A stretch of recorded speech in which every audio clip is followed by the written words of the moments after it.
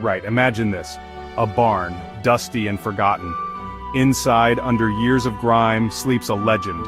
Not just any car, no, a Lamborghini. Not some sensible saloon, but a proper supercar. The Lamborghini Countach. A car that's more spaceship than motor, a rolling testament to when Italy decided to build the most outrageous cars ever seen. This isn't just any Countach, mind you, this one's yellow. Really yellow. The kind of yellow that makes a daisy look like a gray cloud. The kind of yellow that screams look at me, even when it's covered in bird droppings and rust.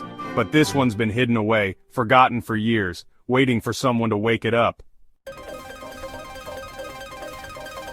Now the Countach wasn't just some flash in the pan, it was Lamborghini's flagship for nearly 2 decades. First unveiled in 1971, it was like a spaceship had landed at the Turin Motor Show. Low, wide, and angular, it was like nothing else on the road. The Countach wasn't just about looks though, it packed a V12 engine that could propel it to over 180 miles per hour. This was a proper supercar, a Lamborghini through and through. It was a car that defined an era, a poster on every kid's wall who dreamt of speed and Italian flair.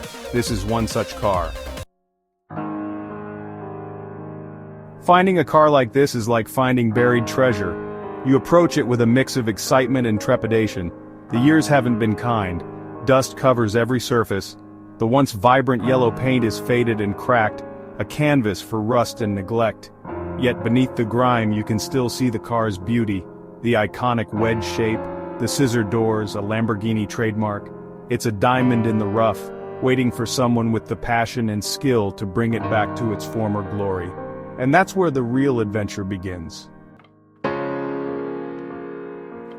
The first step is always the hardest. Peeling back the layers of time, revealing the true extent of the work ahead. Rust, the enemy of every classic car, has taken hold. Panels need replacing. The chassis requires attention. It's not for the faint of heart.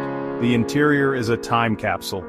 Worn leather, faded gauges, the smell of dust and age. But even here you can see the quality of the original materials. The fine stitching on the seats, the precision of the switchgear. This was a car built to the highest standards, and it deserves to be restored to the same level.